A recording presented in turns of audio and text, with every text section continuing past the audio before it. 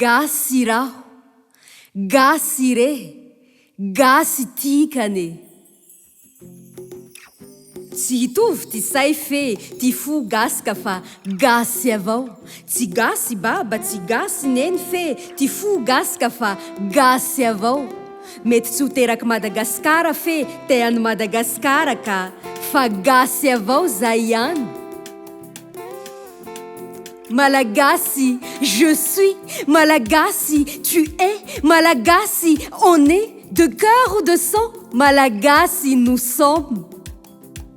Pourtant, Malagasy se haïssent, Malagasy se trahissent, Malagasy se pourrissent entre eux, au lieu de s'entraider.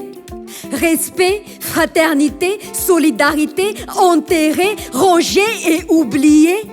Sagesse perdue, dégradation de vertu, changement de statut, reniement d'identité, absence de fierté, des familles rejetées. Car on renie ceux qui s'envolent et ceux qui partent oublient ceux qui restent. Mais face à nos différences, quel est le bon geste? Plutôt que nous diviser, pourquoi ne pas nous rassembler et allier nos forces? Primer la solidarité entre nous? Car Malagasy au-delà des mers ou Malagasy de la terre ancestrale, on est Malagasy avant tout.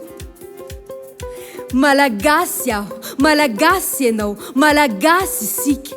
Mety tsy iray aina, iray saina fa kosa iray fo. Mety tsy ho gasy baba, gasy mama fa gasy ny fo.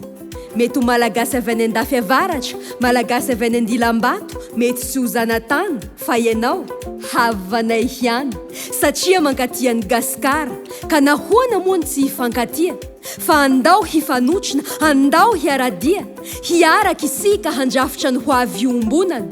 Zanaky Madagasikara, miara-mientana hanangana ampitso tsaratsara.